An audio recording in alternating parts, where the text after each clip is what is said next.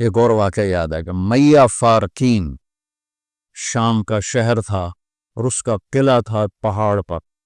1 سال صحابہ اس کا محاصرہ کر کے پڑے رہے، خالد بن ولید جیسے فتح نہیں ہو سکا.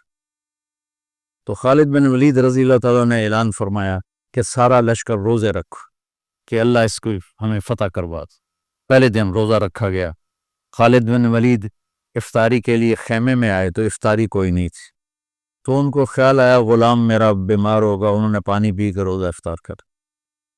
اگلے دن پھر ان کو خیال آیا، اگلے دن آئے تو پھر افطاری کوئی نہیں، پھر ان کو خیال آیا کہ غلام بیمار ہوگا، پانی پی کے افطاری کر لے. تیسرے دن پھر افطاری کوئی نہیں تو اس کو بلا لیا، کہا بھائی خیریت ہے، آپ بیمار ہیں؟ کہا جی نہیں. کہا میری افطاری نہیں ملتی مجھے. کہا جی میں تو روز رکھتا ہوں. کدھر رکھا؟ جی خیمے میں. کہاں چلی جاتی؟ کہا جی مجھے کیا خبر، میں تو رکھ کے چلا جاتا ہوں. کہا اچھا آج پہرا دیں. تو جب اس نے لا کے افطاری رکھی اور یہ ایک طرف چھپ کے بیٹھ گئے تو ایک کتا آیا اور خیمے کے پیچھے سے وہ گھسا اور وہ جو روٹی پڑی تھی اس کو منہ میں ڈالا اور بھاگ پڑا. خالد بن ولید فرمانے لگے یہ کچھ اس کے پیچھے راز ہے. انہوں نے کتے کے پیچھے دوڑ لگا تھی اور کتا آگے آگے، خالد بن ولید پیچھے پیچھے. تو وہ کتا ایک ندی سی تھوڑے تھوڑے پانی والی ندی میں گھسا، وہ بھی گھسے. آگے ایک چھوٹا سا سوراخ تھا، اس میں گھس گیا. خالد بن ولید لمبا قد اور پتلے جسم کے تھے، دیکھنے میں لگتے تھے جیسے کوئی مکے دی مارن، لیکن انہوں نے پہاڑوں کو راستے سے ہٹا دیا. سیف اللہ، اللہ کی تلوار.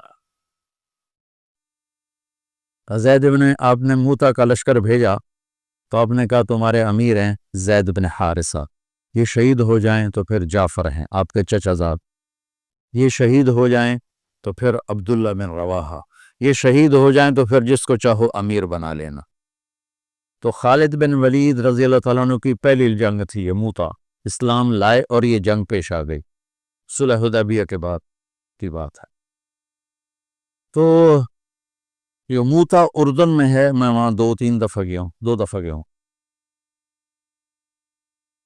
زید بن حارثہ شہید ہو گئے تو جعفر تیار کیوں کہتے ہیں ان کو؟ کہ ان کو جھنڈا پکڑا تو انہوں نے ہاتھ کاٹ دیا، تو انہوں نے دوسرے ہاتھ میں لے لیا، انہیں وہ ہاتھ کاٹ دیا، تو کٹے ہاتھوں سے جھنڈے کو یوں چمٹا لیا، انہیں پیچھے سے کاٹ دیا تو جھنڈا گر گیا.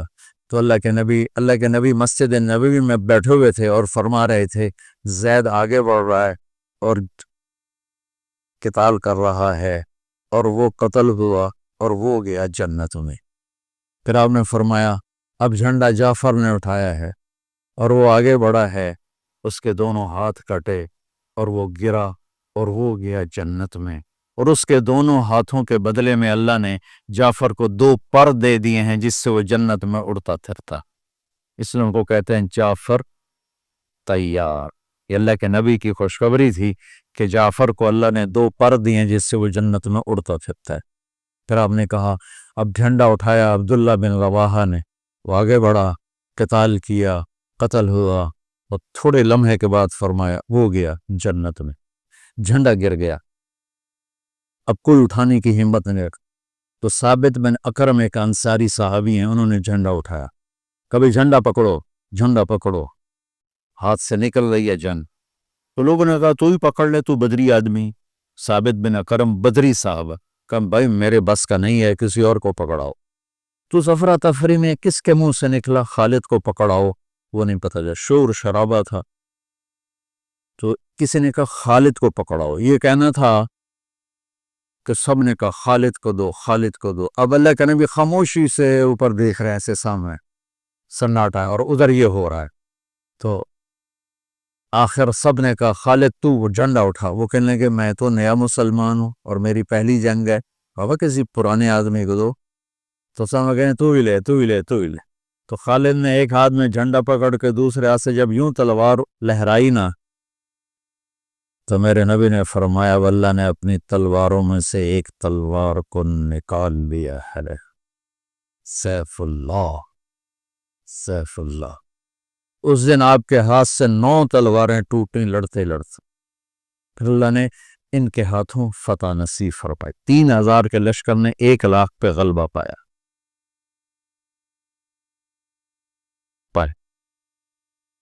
پڑھو۔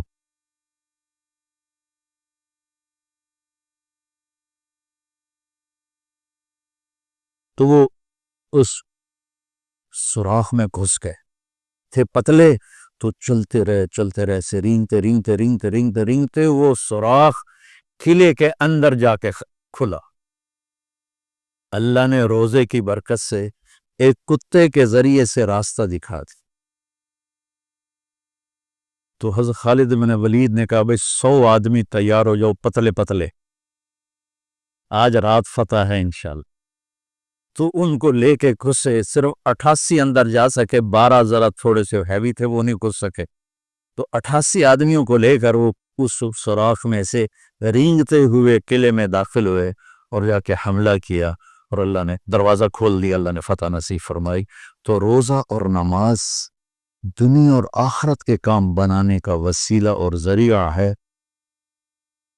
اگر ہم اس کو یقین کے ساتھ کر۔ جب مشکل پیش آئے اپنا ظاہری سبب بھی اختیار کرو اور نماز بھی پڑھو۔